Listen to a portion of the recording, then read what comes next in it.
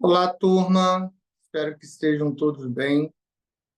Hoje é um dia muito especial para mim, falar de sepsis para vocês. Espero que eu consiga passar isso para vocês também, e que seja também um dia especial para vocês, principalmente com o objetivo de se tornar a sepsis algo simples. Vocês vão observar que a todo momento vou tentar simplificar ao máximo para vocês e retirar esse rótulo que ganhou principalmente na América Latina, sepsis, apesar de todo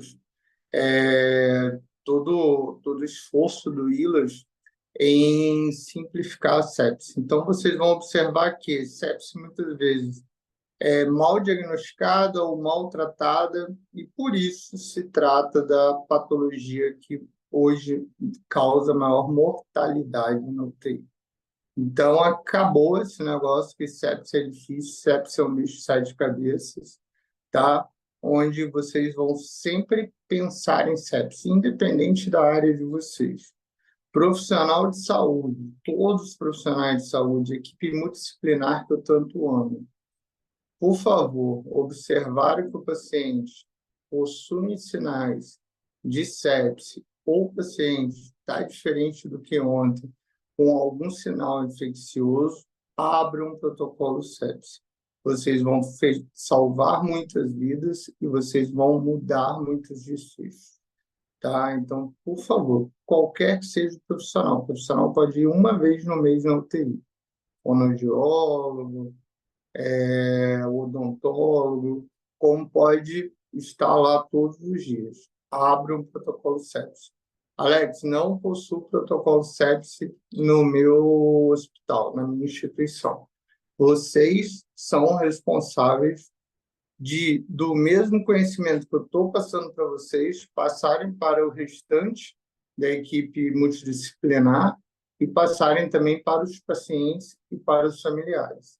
Então, não possui o protocolo sepsis na sua instituição, coloquei ele bonitinho aqui para vocês, pelo ILAS, tá bom? Onde vocês vão poder utilizar esse mesmo manual, só trocar, óbvio, o cabeçalho para a instituição de vocês com o protocolo sepsis. Se não tem, você mesmo já propõe a fazer o protocolo sepsis.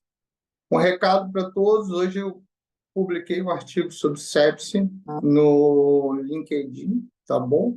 Justamente comparando as diferenças diagnósticas entre os scores de CIS, os scores de Kick-SOFA e os scores de SOFA. Está bem legal e convido a todos para olharem lá o artigo, que tenho certeza que também vai acrescentar muito para vocês. Vamos começar? Chega de papo? Então, acho que nessa tela inicial já fala muito, né? Pense, pode ser sepsis. Sempre pense que pode ser sepsis. Falar um pouquinho da definição do manejo de sepsis, mas para quem não me conhece, antes de mais nada, vou me apresentar, tá bom? Sou o Dr. Alexander, sou especialista em medicina intensiva, ou seja, UTI. Sou do interior do Rio de Janeiro, nasci de Santo Antônio de Padua, fiz faculdade em Itaperuna, na Universidade de Iguaçu. Fiz a residência do programa de especialização em medicina intensiva em Itaperuna também. E de Itaperuna eu venho para Guarulhos, tá? No pico do Covid aí, pegando toda a linha de frente do Covid. Sou titulado pela Associação de Medicina Intensiva Brasileira como especialista de medicina intensiva e sou pós-graduado em gestão hospitalar pelo Albert Einstein, tá? Daqui de São Paulo. Meu CRM está à disposição aí para todos quem quiser observar. Hoje eu pratico basicamente a área de coordenação e gestão, sem nunca perder assistência, sempre em contato com o paciente. E também pratico essa educação online, que é algo que tanto me satisfaz e deixa feliz. Né? Tem uma frase que eu sempre levo comigo: na UTI eu vou conseguir salvar no máximo 10 vidas, 20 vidas, se for. Mas se eu passar o conhecimento para 20 alunos, 30 alunos, cada um desses salvar 10 vidas, a gente já está falando de 300 vidas, 400 vidas. Então, é isso que eu espero que vocês guardem no coração de vocês e sempre os aprendizados, o conhecimento que vocês absorverem, passarem também para frente. Tá bom? Os objetivos da aula principais são diagnóstico precoce e correto, tá? Isso é muito importante. A Golden Hour, que é a hora crítica do paciente séptico, vocês vão observar que há uma variação entre a Golden Hour, porque hoje é considerado 45 minutos já o início do antibiótico, ou seja, o quanto antes possível, se conseguir antes de 45 minutos, maravilhoso. Quando a gente fala 45 minutos é o máximo. Quando a gente fala 1 hora é o máximo também, que você pode chegar.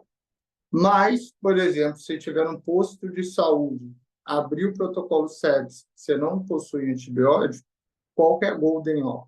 O mais breve possível. Então, eu estou no interior do Maranhão, estou no interior do Rio Grande do Sul, eu tenho que transferir meu paciente, ele vai andar 2 horas de ambulância para chegar no hospital para conseguir um antibiótico intravenoso.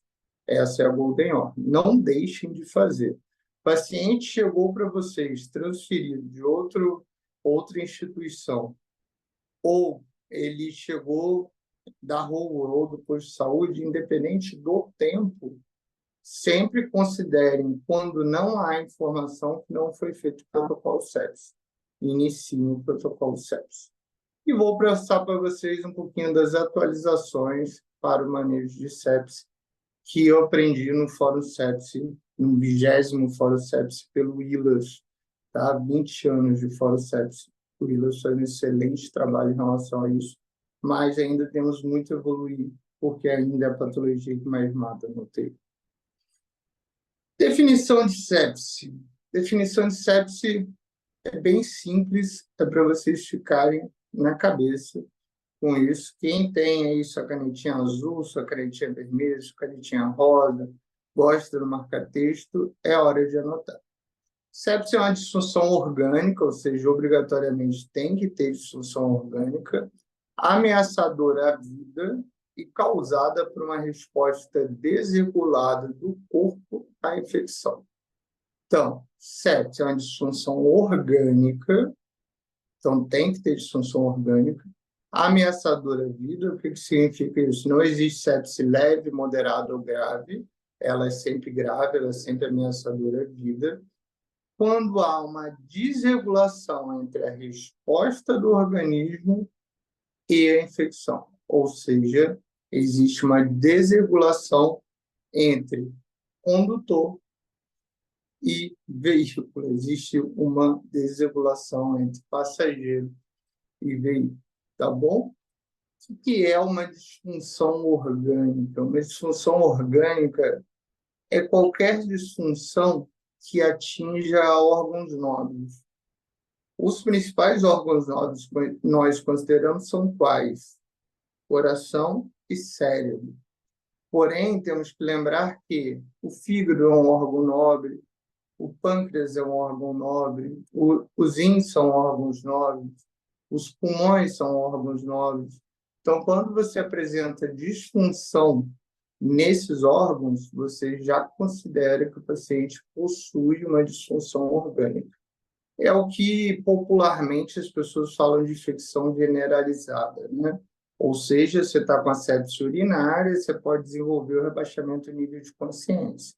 Está com a sepse urinária, nada impede que você desenvolva uma dispneia, tá? Ou uma taquicardia. Então, isso é disfunção orgânica. E como o nosso organismo responde a isso? Primeiro, há um aumento exacerbado de catecolaminas no organismo. Eu botei isso por quê? Porque quem mata na sepse são as catecolaminas, tá? Então, sempre que você pensar em sepse, sempre se você pensar em morte, mortalidade, você vai lembrar de catecolaminas. Então, é um aumento exacerbado de catecolaminas no organismo. A partir daí, ela começa a liberar interleucinas inflamatórias, tá? Interleucina 1 interleucina 6 e fator de necrose tumoral. Qual a importância dessas interleucinas? Eu preciso saber, Alex. Você vai ter aula agora na sua mão. Essa aula será sua. Então, entra na aula e dá uma relembrada. Mas é sempre bom saber quais são as interleucinas inflamatórias e quais são as interleucinas que nos defendem, que defendem o organismo, tá? A interleucina 1 está muito relacionado a nefropatias e pode estar relacionado a neuropatias. O que significa isso? Está muito relacionado tanto à disfunção renal quanto a delírio ou rebaixamento de consciência. Quando falamos de interleucina 6, é a mesma coisa. Porém, a 1 tem mais evidência em nefropatias e a 6 tem mais evidência em neuropatias, ou seja, tem mais evidência em delírio e rebaixamento de nível de consciência. Agora, o grande fator perigoso dessas interleucinas, o grande fator ameaçador à vida dessas interleucinas é justamente o último, que não tem nome de interleucina. Fator de necrose tumoral. Por quê, pessoal? Porque é liberado óxido nitroso, tá? Então, fator de necrose tumoral, ele aciona a liberação de óxido nitroso, porém, a célula que inibiria o óxido nitroso, ela não funciona. Então, o óxido nitroso passa direto para o organismo. E o que o óxido nitroso faz? Não sei se eu estou ficando muito velho ou não, mas o pessoal aí que gosta de Velozes e Furiosos, tenho certeza que tem alguém assistindo. Lembra do nitro, que você liga e o carro anda mais rápido? Da nitroglicerina? Ou até mesmo o pessoal que já trabalha em setores hospitalares, já trabalha nos hospitais, lembra do nitroprussiato de sódio, que é o niprídio, nitro, lembra da nitroglicerina, que é o tridil, nitro. Então, ele faz vasodilatação do organismo. Qual o perigo da vasodilatação do organismo? O perigo da vasodilatação do organismo é justamente ver quanto de sangue está passando.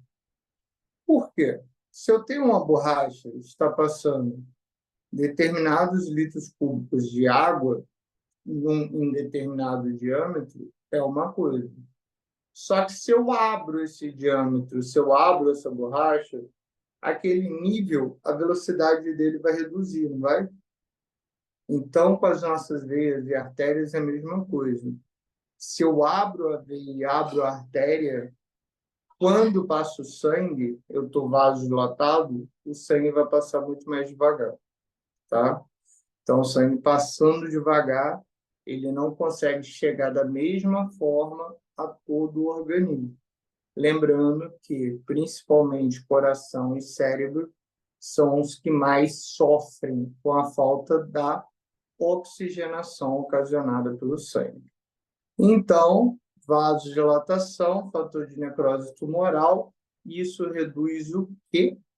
Isso reduz a minha pós-carga, tanto de ventrículo esquerdo quanto de ventrículo direito.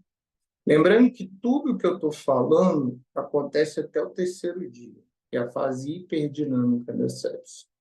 Então, Alex, então é por isso a primeira hora? É por isso. Porque na primeira hora é aquela liberação exacerbada de catecolaminas, mas você vai observar que o principal tratamento decorre nas primeiras 24 horas e até o terceiro dia você tem que ter praticamente já normalizado o paciente.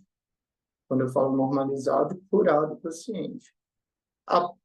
Pode não ocorrer? Pode. Eu posso ter errado no antibiótico, tudo isso, eu posso ter que escalonar o antibiótico, mas isso tem que ser decidido até o terceiro dia. A partir do terceiro dia, eu estou falando da parte hipodinâmica da sepse. E a fase hipodinâmica da sepse, pessoal, sai da nossa mão. Lembra, quem trabalha com paciente grave, o fluxo tem que ficar sempre na nossa mão. Se eu passo do quarto dia, eu vou para a fase hipodinâmica, esse fluxo sai da minha mão. Ou seja, eu começo a realizar para o paciente apenas os sintomas, tá bom? E a partir daí vem as interleucinas que defendem nosso organismo. Porém, vocês se recordam que é uma causa ameaçadora à vida onde tem desregulação entre a defesa e a infecção, ou seja, o organismo e a infecção. Então, vem a interleucina 2, 9, 10, ela vem com tudo, e o interferon, com tudo para defender o nosso organismo, só que tem uma liberação exacerbada do outro lado. Então, ela faz uma liberação exacerbada também. E isso promove ainda mais do que, pessoal? Cascata de inflamação. Então, o organismo, infelizmente, muitas vezes age assim. Uma coisa é você ter uma gripe, interleucina 2, 9, 10, interferon, elas vão lá e defendem você contra a gripe. Você não teve um fator desregulatório do organismo. Mas se você tem um fator de desregulação do organismo, como essas interleucinas querem acabar com a sepse, com a disfunção orgânica, elas querem acabar com a liberação acentuada de catecolaminas, elas vêm em muito número. Então, elas também trazem malefício ao organismo, completando, inclusive, a cascata de inflamação.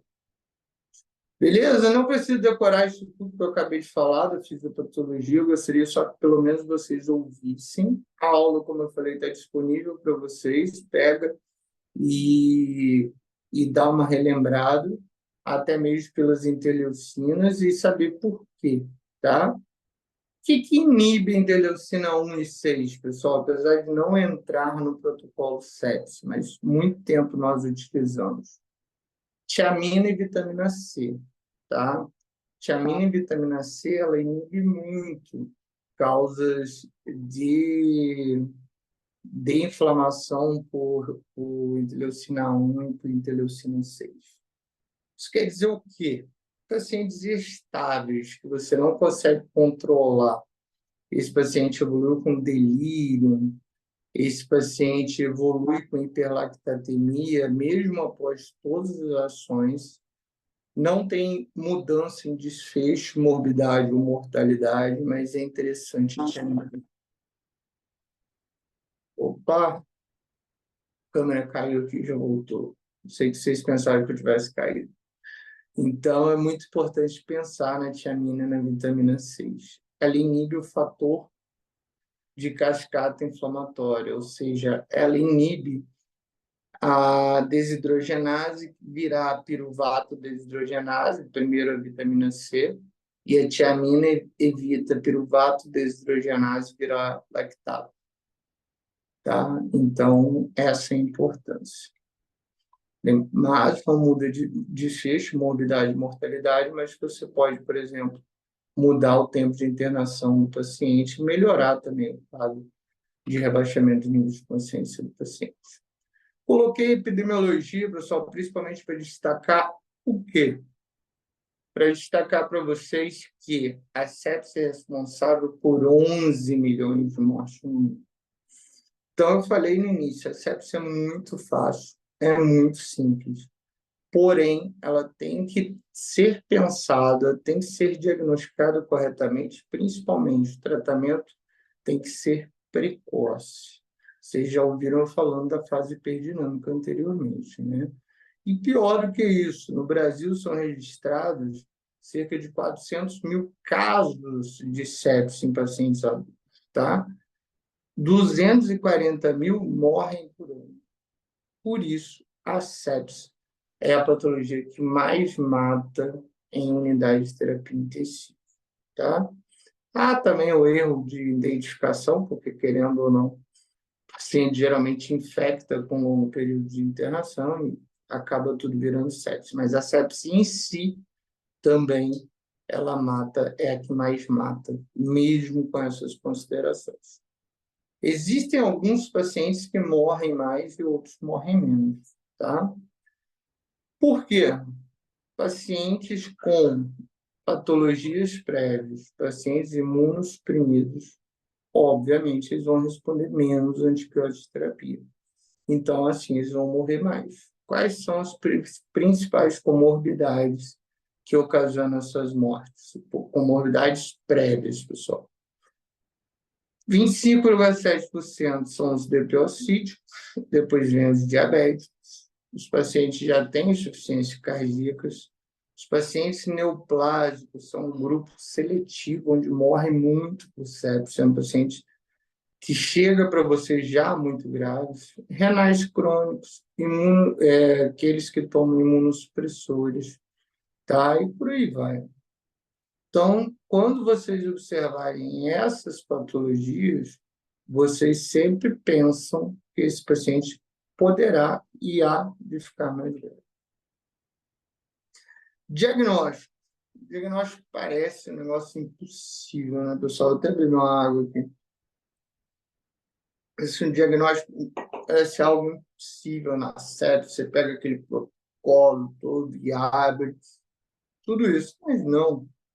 Diagnóstico é a coisa mais simples do mundo. E você que gosta de escrever, com a sua canetinha, pega agora a sua canetinha vermelha, você vai ver que o diagnóstico vai caber em uma ou duas linhas. Tão simples que é o diagnóstico. Ó, diagnóstico de sepse, isso é para levar para a vida. Diagnóstico de sepse. Infecção presumida ou confirmada. Então, tem que ter uma suspeita de infecção, tá? Ou se já tiver infecção, é obrigatório. Então, a suspeita de infecção ou infecção confirmada, com disfunção orgânica, que eu falei no slide anterior, então, obrigatoriamente tem que ter disfunção orgânica. Qual que é o nosso score de disfunção orgânica? Precisa de atualizações, mas é hoje ainda o nosso principal score de SOFA. Então, tem que ter SOFA maior ou igual a 2. Excluindo patologias prévias, o que significa isso? O paciente teve um AVC prévio, já tem um SOFA de 3. Então, esse SOFA tem que subir para 5, para 6, para 7. Senão, se ele chega para você com SOFA de 3, mesmo que ele já tinha, isso não entra no critério de diagnóstico de sepsis. O uso de drogas é a mesma coisa. O paciente chegou, tentou autoextermínio, tomou uma caixa de diazepam. Esse paciente, ele foi com SOFA de quê? 4, 5, pelo abaixamento de consciência, ou de dispneia, mas só que ele já chegou assim. Ele está assim por causa da droga. Então, infecção suspeita ou confirmada, um SOFA maior ou igual a 2, tá? Excluindo patologias prévias e uso de drogas. Alex, mas eu não sei o SOFA, eu não sei o que fazer. Primeira coisa, SOFA você abre a palma na mão, no celular, como todos abrem, tá? Mas eu vou ensinar para vocês, continue vendo a aula, vou ensinar uma dancinha para vocês, que vocês nunca mais vão esquecer do SOFA e vão saber diagnosticar sepse com bastante precocidade, salvar bastante vidas e fazer o tratamento correto. Tá bom? Principais focos de infecção: pulmonar, urinário, abdominal, cutâneo, cerebral. Tomem muito cuidado com os diagnósticos de sepse cerebral. Por quê? Porque pega muitos extremos, criança e idoso. Então, sempre pergunto, se a criança, esse idoso, estava com quadro de sinusite, estava com quadro de amidalite, com abscesso amidaliano, lembrando que a gente tem um corneto que faz a ligação entre o cérebro e a face. Então, amidalite, sinusite, tudo isso pode ocasionar meningite depois, uma infecção meníngea, onde vai subir, vai para o cérebro, você não vai desconfiar, não vai fazer o líquido se você não pensar, tá bom? Então, a sepsia, eu já vou fazer a dancinha, vou abrir aqui para vocês o sofá. Vamos lá, pessoal, para nunca mais esquecer o sofá. Só lembrando que o sofá está disponível gratuitamente no Google, no Medical, enfim.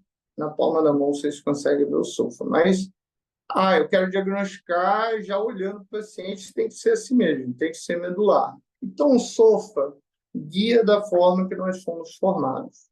Então, pensem no ser humano em pé, olhem para mim. Primeira coisa do sofá, cabeça, cérebro, rebaixamento do nível de consciência.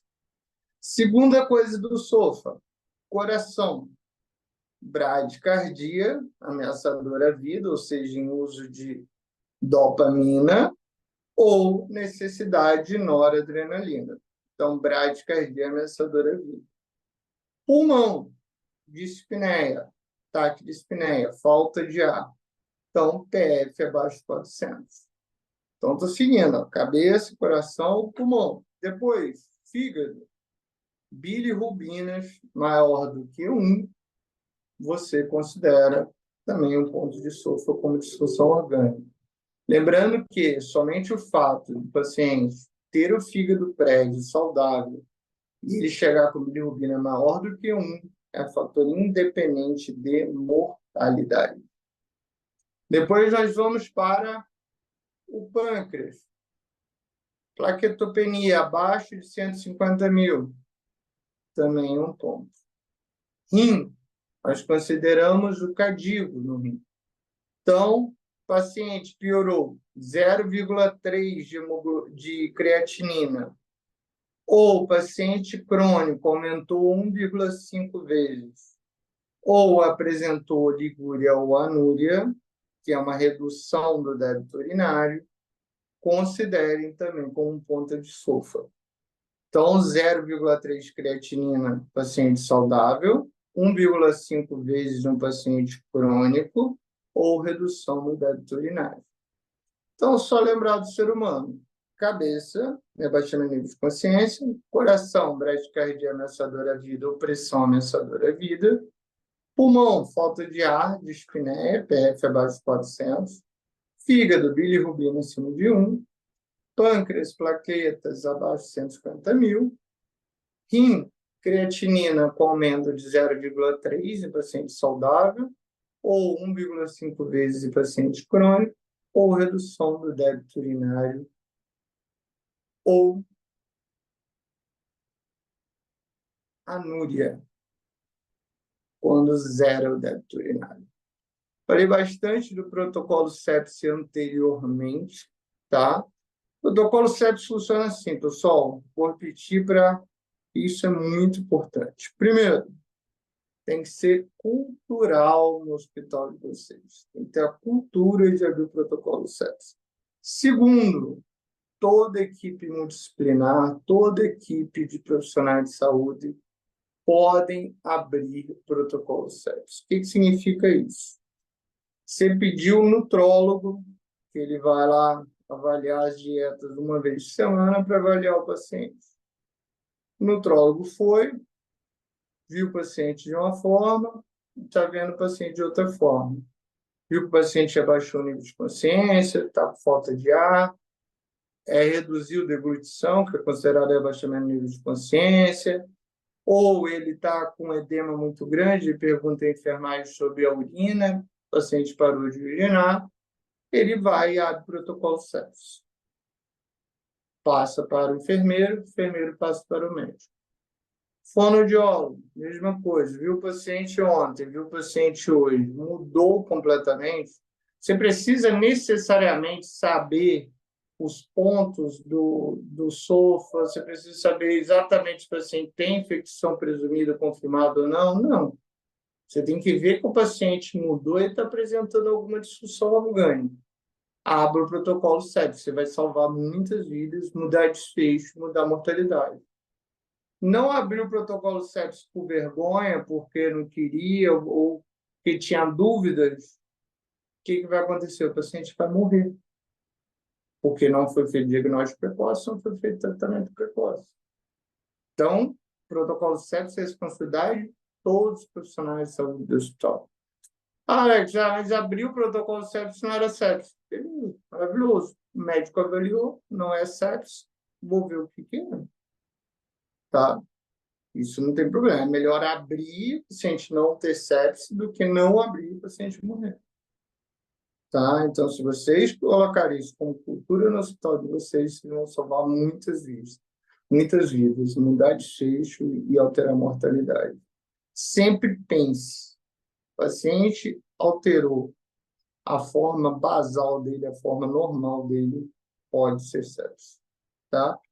Não tem o protocolo sepsis na sua instituição. Ótimo. É a perfeita hora para você subir de carro. É a hora para você demonstrar. Lembrando que só é lembrado quem aparece. Então, não possui protocolo sepsis na sua instituição? Abra, faça o protocolo sepsis. Introduza na sua instituição. Não é cultural na sua instituição? Faça, se transformar cultural. E para isso eu já dei aqui para vocês, ó. Eu coloquei para vocês pelo ILAS um exemplo, isso daí respaldado, um exemplo do protocolo sepsis. Pegue daí e abre o protocolo sepsis. Ah, eu quero melhorar, por exemplo. Hoje o artigo que eu publiquei é justamente comparando CIS, SOFA e o que SOFA. Ah, eu quero melhorar, não quero botar o CIS. Concordo, tira o CIS, tá? Deixa só o SOFA. Mas aí é critério de cada hospital, de cada instituição, tá? Então, tem completo aí o protocolo sepsis na mão de vocês para vocês implantarem. Só não vai implantar quem não quiser salvar vidas. E agora, pessoal, falando do tratamento em si, falei anteriormente um pouquinho que o antibiótico tem que entrar sempre o mais breve possível. Hoje em dia já é considerado idealmente antibiótico entrar até em 45 minutos, mas a primeira hora é considerado a hora realmente que muda de desfecho, que muda, que muda a mortalidade. Alex, mas eu tenho que esperar a primeira hora e conseguir em 20 minutos? Não, eu falei, acabei de falar, mais breve possível. Conseguiu em 20 minutos, já põe antibiótico. Aí, estou num posto de saúde, tem que andar 3 horas de ambulância para o paciente chegar no hospital e conseguir fazer antibiótico. No posto de saúde eu não consigo. Então, ande as 3 horas, mas faça o protocolo sepsis. Não deixe de fazer. O paciente chegou para mim, o colega não sabe informar se foi feito ou não o protocolo sepsis. Tem internado 4 dias. Faça o protocolo sepsis. Tá? Faça o protocolo sepsis. Sempre faça. Sempre faça. Porque vai mudar desfecho, vai mudar a mortalidade, e o máximo que vai ocorrer é depois você fechar o protocolo. Então, a primeira coisa que você faz, todo paciente grave chegou para você, quem anda ganha o quê? Quem se move, ganha move. Monitorização, oxigênio quando necessário e veia. Quem se move, ganha move. Monitorização, multiparâmetros, oxigênio se necessário, acesso venoso bilateral calibroso. Você pegou o acesso venoso, não perca tempo, já comece a coletar os exames. Quais exames eu coleto nesse momento, Alex? Os exames do SOFA. Lembra? PF, uma gasometria arterial, você vai colher da artéria. Hemograma da veia, hemograma completo, onde você vai ver plaquetas, tá? Bilirrubinas, creatinina, tá bom? Então, gasometria arterial, se não vem com lactato, peça extra, mas o lactato é muito importante, vocês vão entender por quê. Gasometria arterial e lactato, hemograma completo, plaquetas, bilirrubinas e o coagulograma também, para você observar se ele já tem disfunção plaquetária, se ele vier com plaquetas baixas ou não, tá? Então, hemograma, coagulograma, bilirrubina, plaquetas, gasometria, lactato. e creatinina. Quando que eu vou coletar? Quando eu pegar o acesso venoso. Pegar o acesso venoso, já tirei o sangue, já peguei gasometria arterial, já coletei, já levei para a máquina. Lembrando que a máquina, quando falamos de protocolo sepsis, tem que liberar no máximo até 15 minutos o exame, sendo que o exame fica pronto em 2, 3 minutos, tá? Quem nunca viu um gasômetro, ele fica pronto na hora. O que demora mais seria bilirrubina, coagulograma, hemograma, mas demoraria em torno de 15 minutos também. E a partir daí você começa a avaliar duas coisas. Primeiro, vai entrar com antibiótico. Qual antibiótico eu vou entrar? Tá? Vou ter ele mastigado para vocês os principais antibióticos que a gente utiliza. Próximo slide, a gente já vai falar sobre os principais antibióticos que nós vamos utilizar. Reposição de fluidos. Foi um assunto, inclusive, muito falado durante o Fórum Sepsis. Foi um assunto muito discutido. Primeiro, para fazer reposição de fluidos, eu tenho que ver duas coisas. O paciente é fluido necessitário e se o paciente é fluido responsivo. Como que eu avalio se o paciente é fluido necessitário? Fatores macrohemodinâmicos, fatores microhemodinâmicos.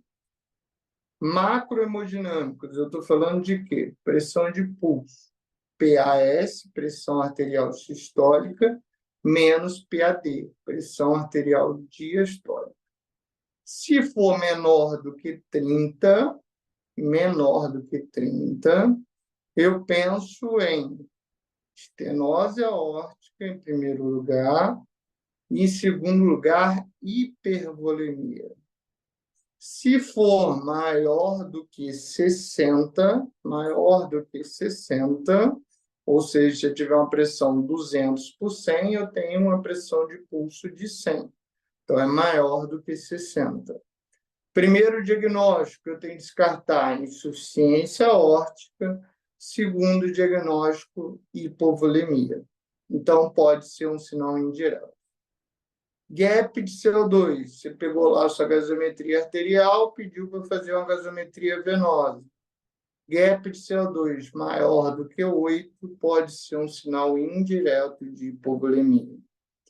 PVC extremamente baixa, abaixo de 3, somente ela significa ou sugere hipovolemia. Caso contrário, PVC com número isolado não significa nada. O que significa é a curva da PVC. Então, PVC com número extremo baixo sugere hipovolemia. Lembrando que você tem que unir esses 3 sinais, pessoal. E o último, que também é macrohemodinâmico, elevação passiva do membro inferior. Se você elevou o membro inferior do paciente, esperou entre 30 segundos e 3 minutos, e ele subiu em 20% a PAM, elevou o membro inferior, esperou entre 30 segundos e 3 minutos, ele subiu em 20% a PAM, é sinal que ele é fluido necessitário, muito provavelmente fluido responsivo. Então, esses 4 fatores, pressão de pulso, gap de CO2, PVC e elevação passiva de membros inferiores, são fatores macrohemodinâmicos, onde eu vou avaliar hipoperfusão. E existem 2 fatores simples, existem outros fatores que eu vou falar com vocês já, mas existem 2 fatores simples onde podemos diagnosticar, que é o mais importante, microperfusão, que é o lactato e o basic 6. Lactato maior do que 2 é sinal de hipoperfusão, mas não significa obrigatoriamente que o paciente está fluido necessitário. Por que eu estou falando isso? Porque se você tiver um basic 6 mais negativo do que -4, -5, -6, -7, e um lactato maior do que 4 milimol ou 36 miligramas decilitro, de acordo com o seu laboratório, vocês observam que eu multipliquei por 9, então 4 milimols ou 36 miligramas decilitro, e um BGX mais negativo que menos 4, você é obrigado a fazer volume 30 ml por quilo. Por quê? Porque o paciente tem uma hipoperfusão ameaçadora à vida. Alex, mas o paciente é anúrico, ele tem insuficiência cardíaca, ele não pode receber volume. Se chegou com BGX mais negativo que menos 4, ou lactato maior do que 4, ou 36 miligramas de cilindro, até que prove o contrário, ele precisa de volume. Tá? E você faz um teste volêmico nele, você tem até 3 horas para entrar a 30 ml por quilo. Então, nessas 3 horas, você também vai fazendo os outros testes, viu que não precisa de volume, fechou o volume e regulariza o paciente. Tá? Então, lembrar desses fatores macro e microhemodinâmicos, só realizar volume nesse caso. Pex, de onde vem 30 ml por quilo? Ninguém sabe. Tá? Ninguém sabe. É sugerido que veio da fórmula de Parkland, fala 4 vezes o peso vezes a área corpórea queimada, mas ninguém sabe o valor 30 exatamente de onde que veio. Tá? Então, 30 ml por quilo pode ser 20, pode ser 15, pode ser 10. Por isso que é muito importante você ir avaliando dinamicamente esses fatores macrohemodinâmicos e microhemodinâmicos. Tá? Porque você tem que ir avaliando para ver se o paciente continua responsivo ao fluido, continua necessitário. Se não, você vai fazer balanço hídrico acumulado positivo, ou seja, uma sobrecarga volêmica, e lembrando que balanço hídrico acumulado positivo, independente do tempo de internação, maior do que 4 litros é fator independente de mortalidade. Balanço hídrico acumulado positivo maior do que 4 litros, independente do tempo de internação, o que significa isso? O paciente pode estar 2 dias internado ou 60 dias internado, é fator independente de mortalidade. Tá?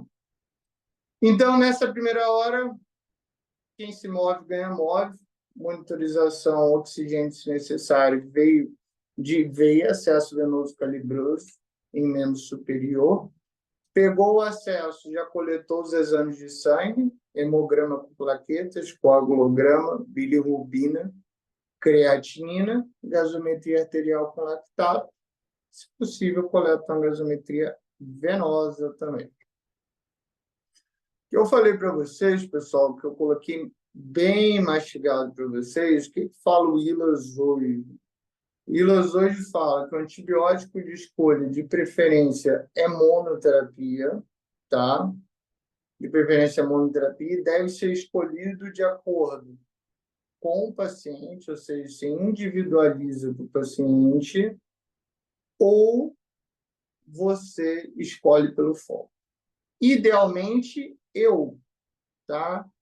Idealmente, Então, monoterapia individual para cada paciente e você escolhe pelo foco.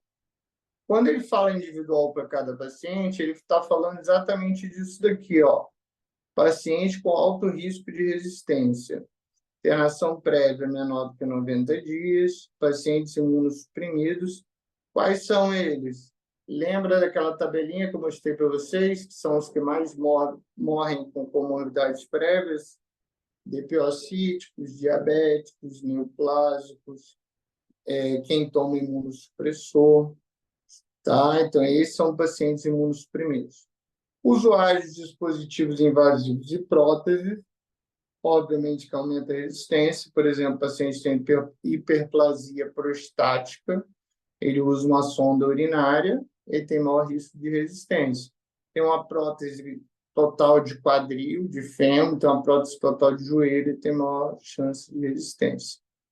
Uso de antibiótico menor do que 30 dias é um fator de resistência, uso de antibiótico menor que 30 dias.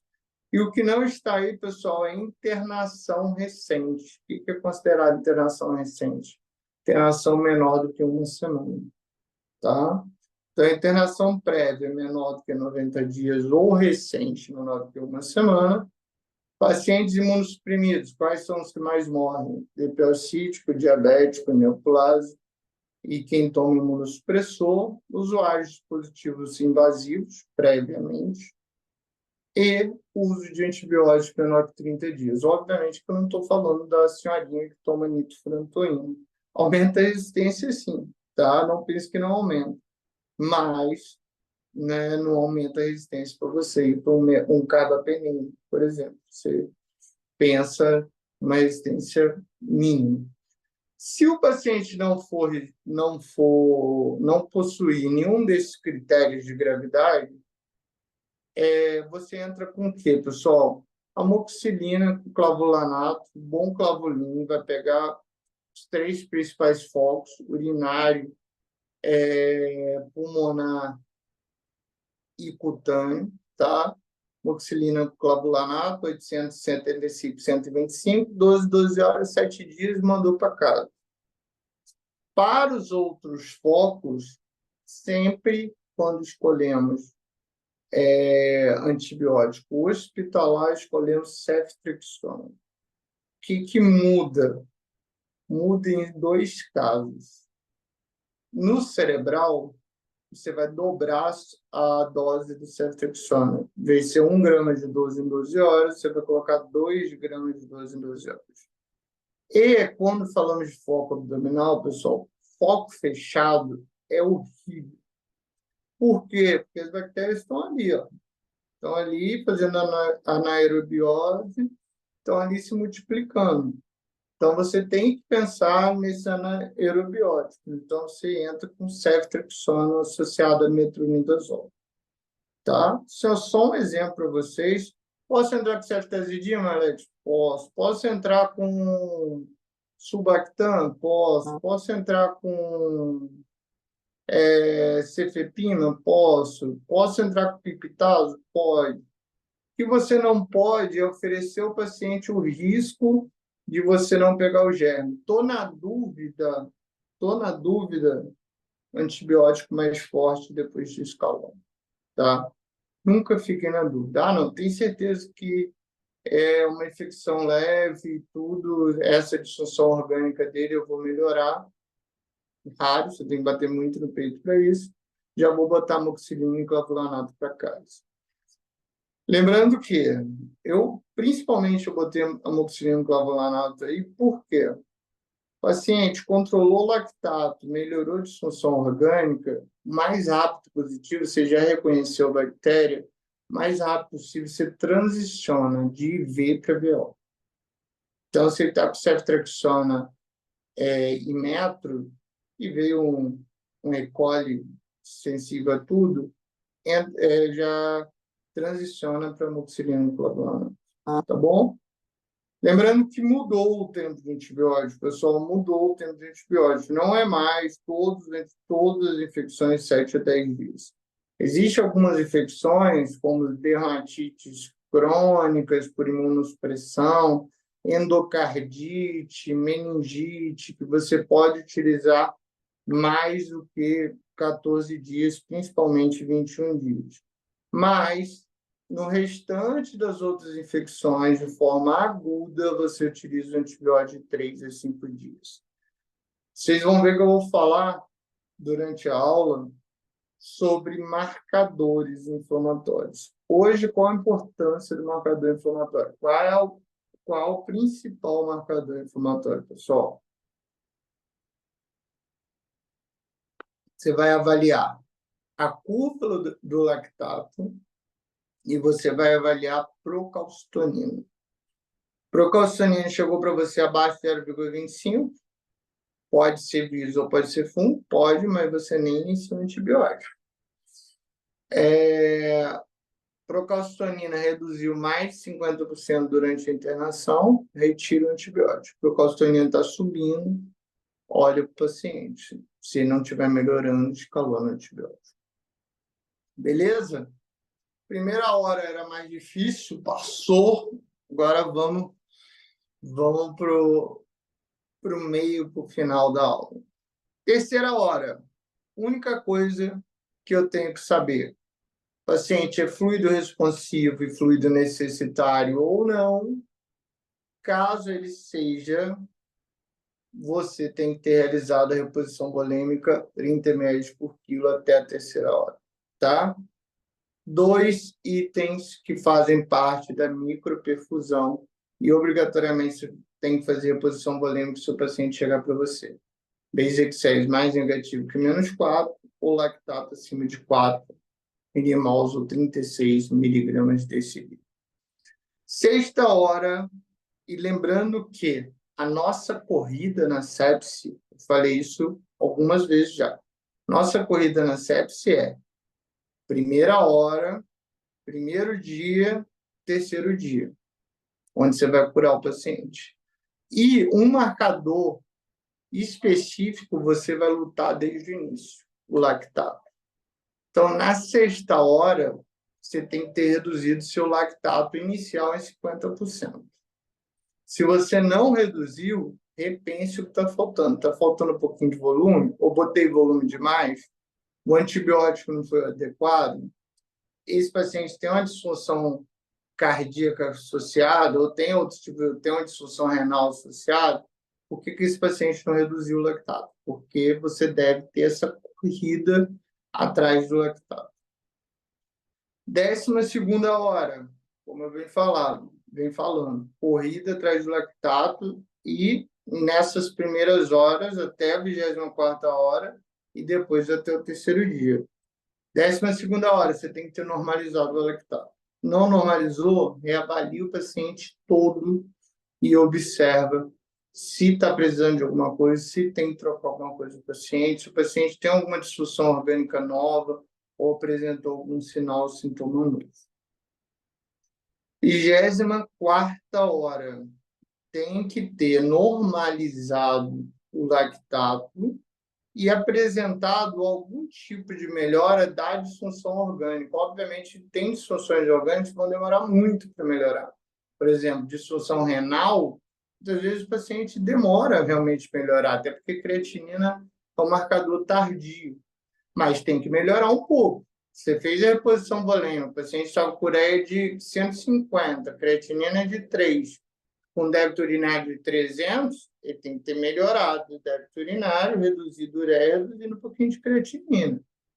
Né? Se ele estava com taque de espinéia, você já entrou com um antibiótico, você já fez todo o manejo, se ele tem broncoespasmo, você fez broncodilatador, tem que ter melhorado um pouco. Então, 24ª hora, tem que ter normalizado o lactato, melhorado pelo menos um pouco a disfunção orgânica. E você observou, cai de novo. Você observou. Terceiro dia. Terceiro dia, final da fase hiperdinâmica da sepse. É onde você respira e fala, curei o paciente. Ou se o paciente está piorando, é onde você fala, meu Deus, agora o bicho vai pegar. Por quê? Porque ele entra na fase hipodinâmica. Sai da sua mão. Então, ele começa a responder muito mais lentamente a tudo. Ao antibiótico, à reposição volêmica, ao manejo que você faz, aos vasopressores, tá? Então, na teoria, nesses 3 dias, o paciente grave você tem que ter reavaliado de 6 em 6 horas, normalizado o lactato e melhorado a disfunção orgânica. Lembrando que, eu consegui isso, Alex, melhorei a disfunção orgânica, melhorei lactato, repus o volume, melhorei a frequência cardíaca. Só que aí, depois de 2 dias, ele apresentou novamente. Pensar se não é uma nova infecção ou se não é outro distúrbio. Por exemplo, ele pode ter feito uma TEP, ele pode ter feito um infarto, pode ter feito um AVC. Então, reavaliar o paciente caso ele não tenha melhorado até na terceira hora. Lembrando que, por que o antibiótico é considerado de 3 a 5 dias? Porque é onde você tem que ter praticamente melhorado o paciente. Choque sepsis, pessoal, vou passar bem rápido o choque sepsis. Por quê? Porque é a mesma coisa que sepse, porém você controla o paciente na UTI, no manejo, e é um paciente muito mais grave, tá? Então, o choque séptico em si, o diagnóstico dele, primeiro, é obrigatório o paciente ter sepse, tá? Então, é obrigatório o paciente ter sepse. É obrigatório você ter realizado a reposição volêmica quando necessidade, o paciente não respondeu. E ele manteve uma PAM abaixo de 65, você teve que entrar com noradrenalina, que é o primeiro vasopressor, para manter essa PAM abaixo de 65, acima de 65.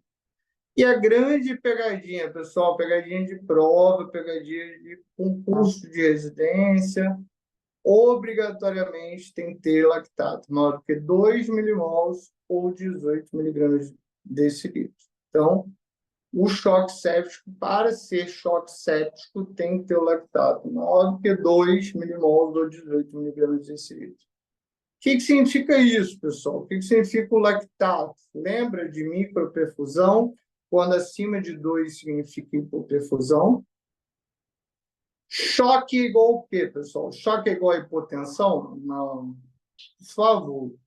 Quem achava isso, tira isso da cabeça. Choque é igual a hipoperfusão. Independente da origem, choque é igual a hipoperfusão. Tem choque que o paciente vai ficar hipertenso, tem choque que o paciente vai ficar só ataque de espineico, mas, obrigatoriamente, choque tem que ter hipoperfusão. Então, choque séptico é sepse, onde você já avaliou se o paciente necessitava ou não de reposição volêmica. Se necessitava, você fez a reposição volêmica, ele manteve uma PAM abaixo de 65 e o lactato maior do que 2. E para essa PAM ficar acima de 65, você teve que entrar com noradrenalina. Tá? Parênteses. O paciente chegou com você com pressão abaixo de 70 por 40, o paciente chegou com pressão abaixo de 70 por 40, você já entra obrigatoriamente com noradrenalina. Por quê? É uma pressão ameaçadora. Beleza? E das disfunções orgânicas específicas, eu botei as principais, obviamente, está relacionado ao sofro, disfunção miocárdica, síndrome de conforto respiratório agudo, disfunção hematológica, falando de plaquetas, tem que lembrar sempre de HIT. Encefalopatia associada a sepsis, lembrar de teleucina 6. Insuficiência renal, que eu vim falando muito, e disfunção gastrointestinal, lembrar que o paciente tem que evacuar a cada 2 dias.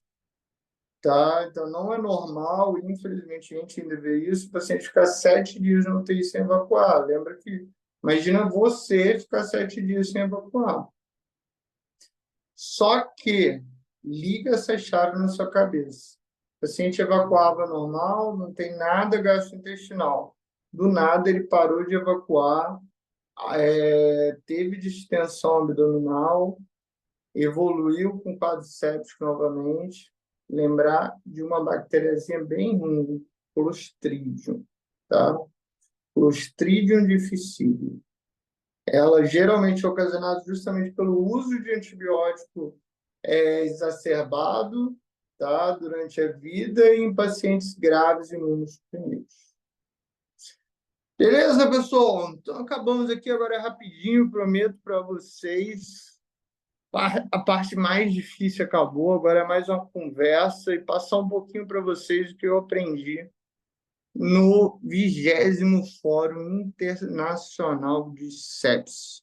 Isso daí, para quem ainda não está trabalhando em terapia intensiva e tudo, é mais para ouvir, né, e saber o que está acontecendo, mas eu acho muito legal vocês saberem as principais atualizações da sepsis.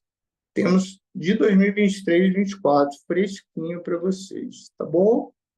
Biomarcadores, falei deles, tá? Um pouco da procalcitonina. Procalcitonina abaixo de quanto, pessoal, não é com antibiótico? Abaixo de 0,25. Procalcitonina durante a internação reduziu 50%, retira o antibiótico. Procalcitonina está subindo, o paciente não está melhorando, escalona o antibiótico. Proteína C reativa não é mais importante perante a sepse, até mesmo que você tenha procalcitonina, ela é muito não específica, tá? Ela é até sensível, mas não tem especificidade nenhuma.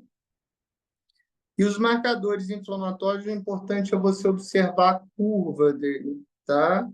Então, leucócitos, metamielócitos, mielócitos, você observar como estava e como está agora. E lembrar que infecção não é só leucocitose, não é só leucócito alto. Infecção também, principalmente as mais graves, ocorre com leucócito baixo, devido à leucopenia, tá? Lactato é sempre a corrida nossa na sepsis, sempre correr para normalizar o lactato. Você coleta quando? Quando o paciente chegou e a cada 3 horas, tá? E coloquei para vocês, isso ainda vai chegar popularmente, ou seja, na grande massa dos hospitais, acredito eu, daqui a uns 2, 4 anos, mas já possui, por exemplo, na Reddor, no Einstein, no Sírio. Identificação, olha que legal, pessoal, identificação da bactéria em 1 hora, tá? E eu falei com a indústria farmacêutica que produz, a MBF, custa em torno de 1,5 milhão a 2 milhões, então dificilmente uma UTI vai ter só para ela, mas para o Instituto Hospitalar não é nada demais, 1,5 milhão, 2 milhões.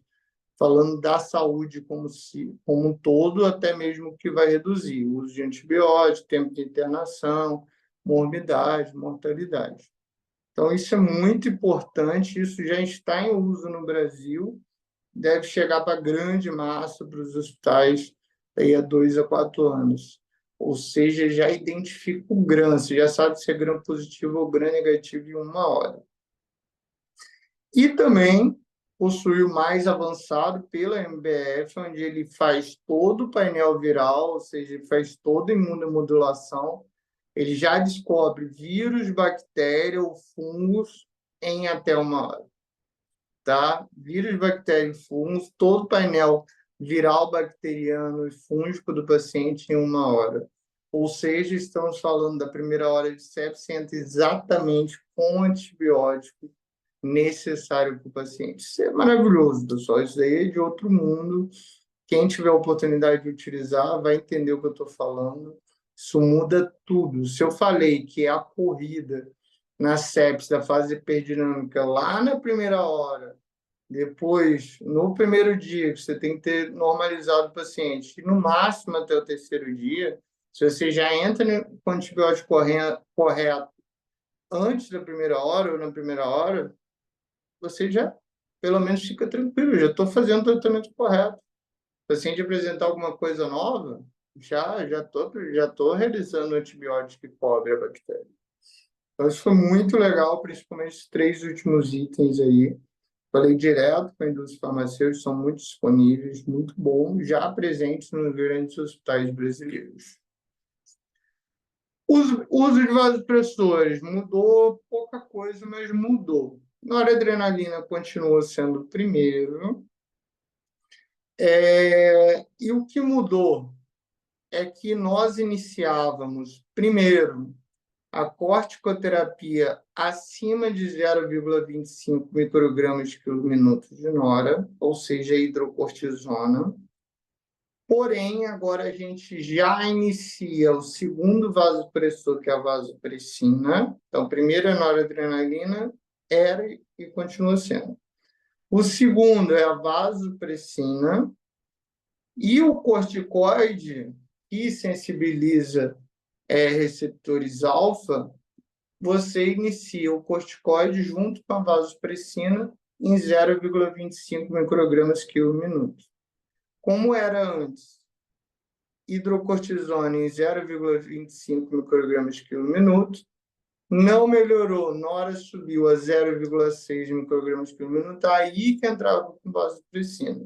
Não, caiu por terra. Corticoide e vasopressina juntos. Inotrópicos e cronotrópicos, que era a segunda opção perante a nora, ou seja, dobuta, dopa, caiu por terra também, ou seja, era nora, entrava com a vaso, se mais do que 0,6, mas se menos, mesmo sem disfunção miocárdica, você entrava com dobuta, dopa, tudo isso. Não, só você vai entrar apenas em caso de disfunção miocárdica. Hoje, noradrenalina, primeiro vasopressor, vasopressina, o segundo vasopressor, e o terceiro vasopressor, pessoal, azul de metileno. Azul de metileno, então, se tornou o terceiro vasopressor. É colocado um número obrigatório, ou seja, a noradrenalina está muito alta, isso é um número muito alto para quem observa e trabalha com emergência. Um micrograma quilo minuto de noradrenalina é muito alto. Esse número é obrigatório de sentar com azul de metileno. Mas você viu que a nora continua subindo e o paciente não responsivo, não precisa esperar chegar a 1 micrograma por minuto. Você já entra com azul de metileno. Por que eu não falei da adrenalina? Ela ainda tem função, principalmente PCR, eu acho que todo mundo sabe disso, parada cardiorrespiratória é adrenalina escolha, de 3 minutos.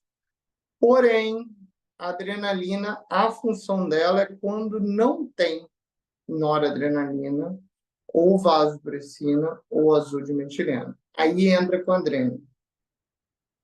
Porém, se você tiver nora, tiver vaso, tiver azul de metileno, e geralmente os hospitais vão ter pelo menos nora e vaso, e azul de metileno geralmente tem no centro cirúrgico, você não entra com adrenalina. Por quê? Porque a adrenalina ela aumenta extremamente o lactato, então é um fator que aumenta a sua hipoperfusão microhemodinâmica, aumenta a sua hipoperfusão microhemodinâmica, e a adrenalina causa também taquiarritmias devido ao seu fator beta. Então, a adrenalina só se não tiver os outros. Dobuta só em disfunção miocárdica. Corticoide vasopressina já entra em 0,25 microgramas por minuto. Entrou com nora, entrou com vaso, entrou com corticoide, o paciente não está respondendo a entrar com azul de metileno, mas um número cabalístico, se você quiser levar isso em consideração, 1 micrograma quilo minuto, obrigatório entrar com o terceiro vasopressor, agora o azul de metileno. Uso de beta-bloqueador.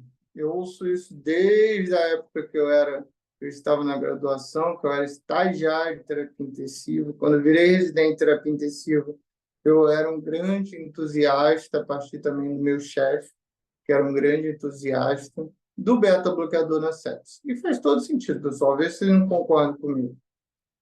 Fase hiperdinâmica na sepsis. O que ela libera, o que causa mortalidade na sepsis? Vocês lembram? Eu falei lá atrás, aumento exacerbado da catecolamina. Aumento exacerbado da catecolamina. O que a catecolamina vai fazer?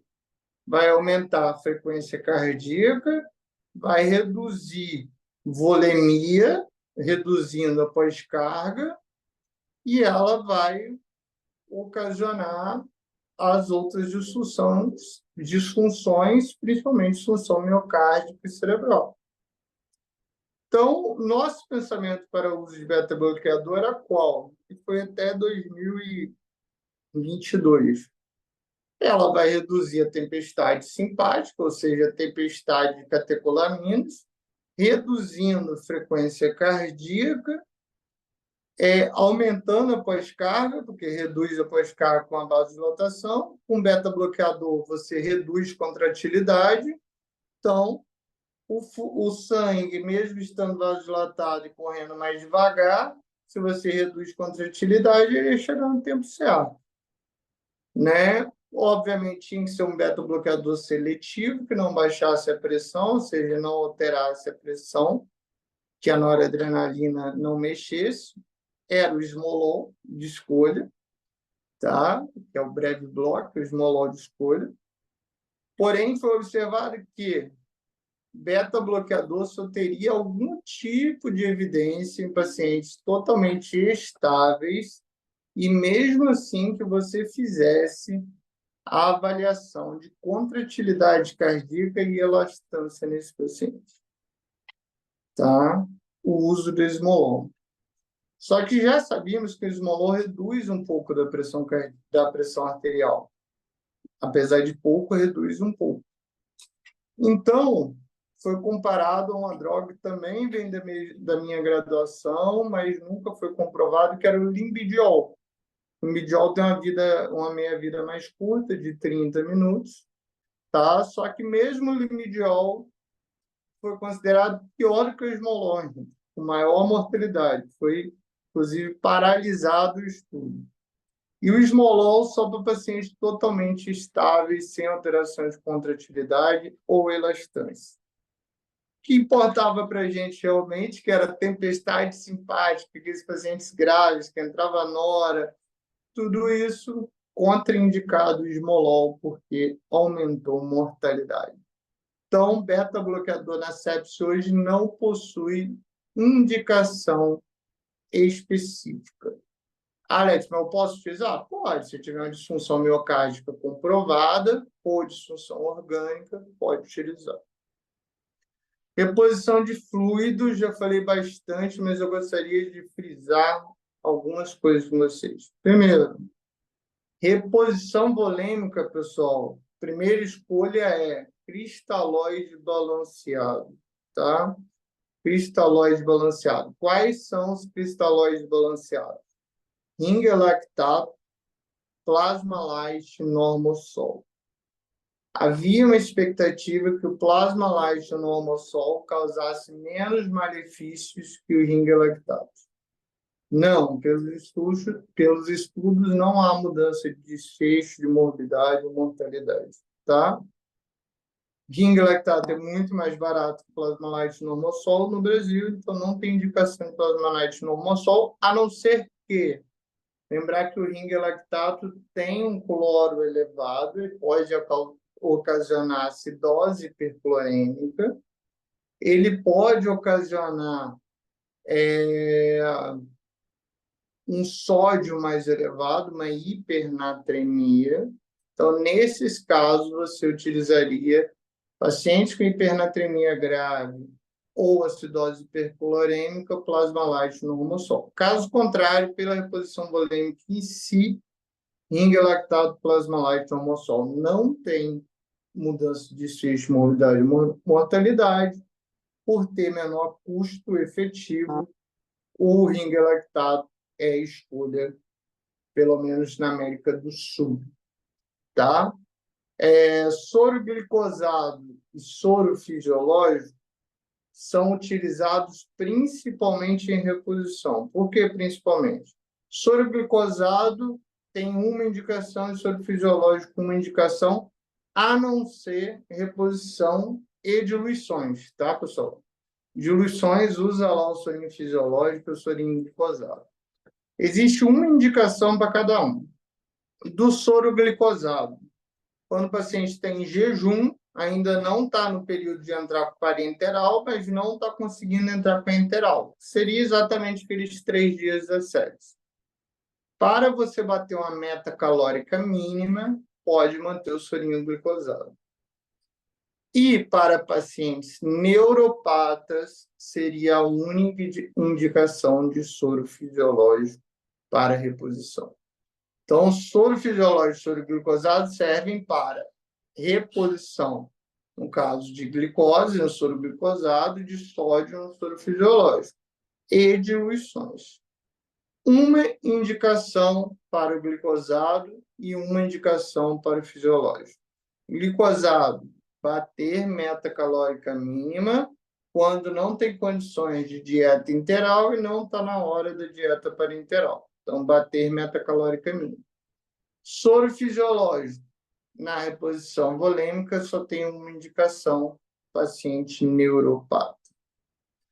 Botei mais curiosidade, pessoal, os novos antibióticos. E para vocês perceberem uma coisa, a sepsis cada vez está matando mais, as bactérias estão ficando mais resistentes, e isso é culpa nossa. Tá? Então, não adianta ficar criando antibiótico, porque um dia não vai ter mais antibiótico para a gente combater. Mas temos aí o ceftazidime e avibactam, que já temos desde 2019, o Zerbaxa. Ceftarolina, que é um gram positivo, que ele pega estáfilo multiresistente, tá? VRE, enterococcus também, resistente a vão. Ceftazoline, que está vindo também agora para pegar gram negativo, mas já existe no Brasil desde 2021.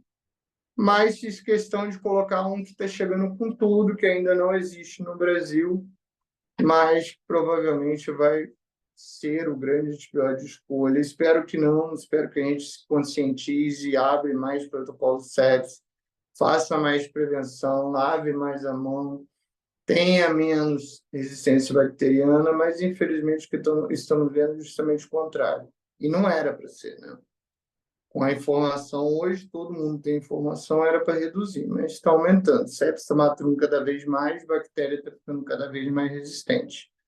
Para isso, inventaram, é quase absurdo falar, o meropenem com avibactam. Meropenem com avibactam já sendo utilizado na Europa, está vindo pouco a pouco para o Brasil, primeiro por grandes hospitais e casos extremamente isolados, até mesmo para não criar resistência à bactéria, tá? Mas logo, logo vai chegar ao Brasil e vocês vão utilizar meropenem com avibactam, tá bom? Isso foi a grande novidade. Pessoal, muito obrigado. Gostaria de agradecer imensamente. Para mim foi muito especial. Espero que para vocês tenha sido também. Espero que vocês absorvam tudo e tirem um pouquinho daquilo que a gente considera como um bicho de 7 cabeças, a sepse. Saiu aqui a telinha, deixa eu botar aqui para vocês a telinha novamente.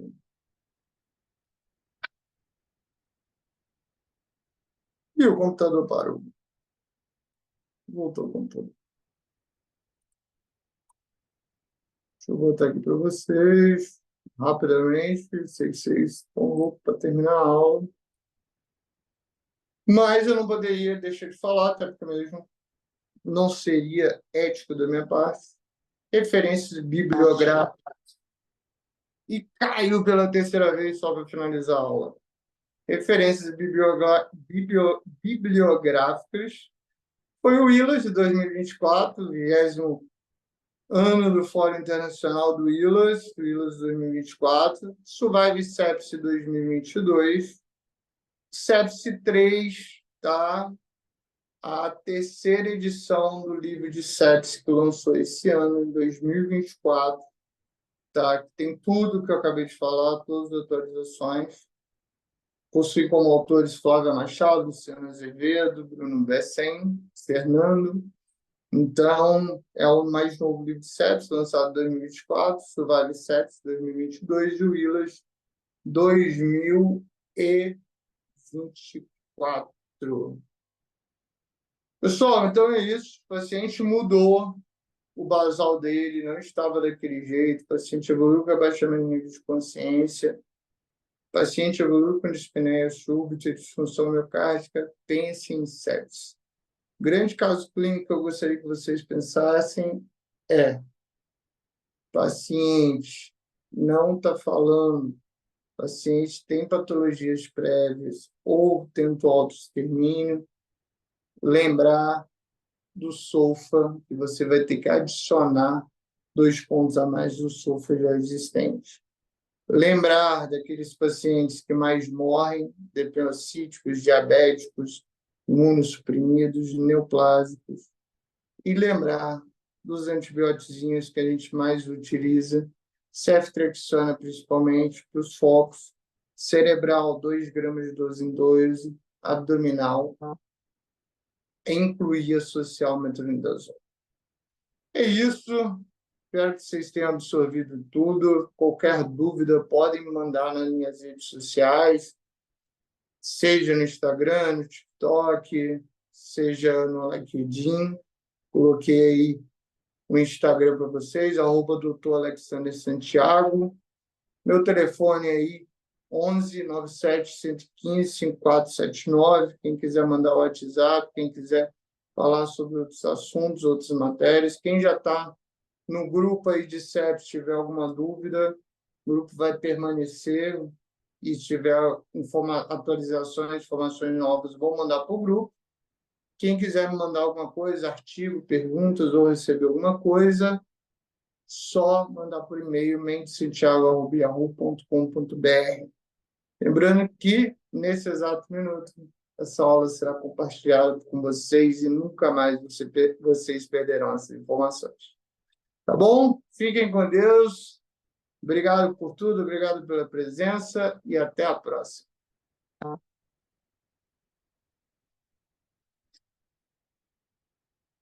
Grande abraço, valeu!